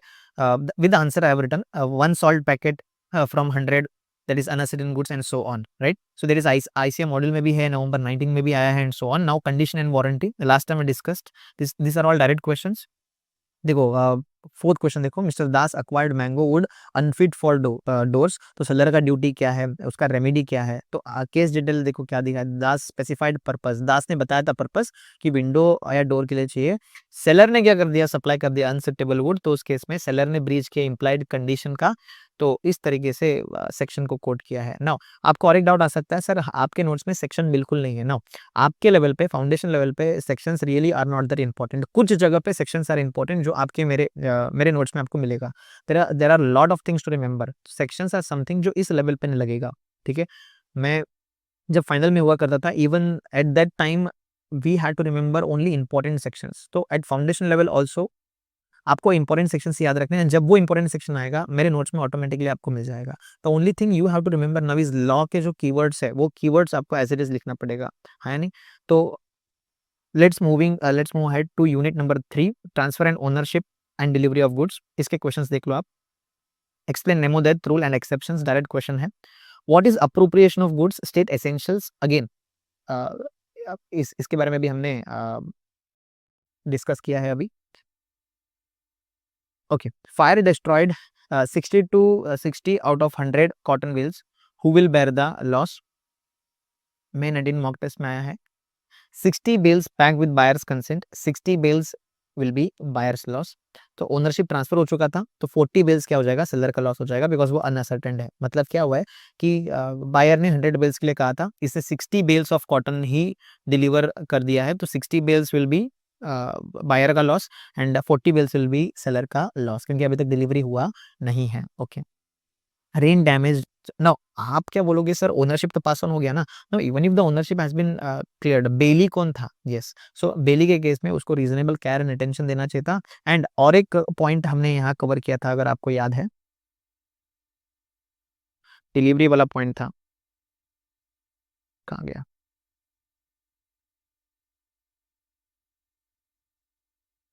effect of part delivery. So delivery of part of goods with an intention of serving it as a whole does not operate as a delivery of reminder. वो वाला एक point भी आप इसमें consider कर सकते हो। Okay okay, and साथ ही साथ देखो, ये 60 पैक कर दिया था, मतलब अनकंडीशनली अप्रोप्रिएट हो चुका था। एंड जो चीज अनकंडीशनली अप्रोप्रिएट हो जाता है ना, ट्रांसफर हो चुका, ओनरशिप पास ऑन हो चुका। 40 बिल्स अनकंडीशनली अप्रोप्रिएट नहीं था, तो ट्रांसफर हुआ ही नहीं। अगर ट्रांसफर हुआ ही नहीं है तो रिस्क किसका हो जाएगा? यस, ओनर का। ओनर कौन है? सेलर ही है। 60 बिल्स के लिए बायर हो गया, 40 बिल्स के लिए नहीं हुआ है।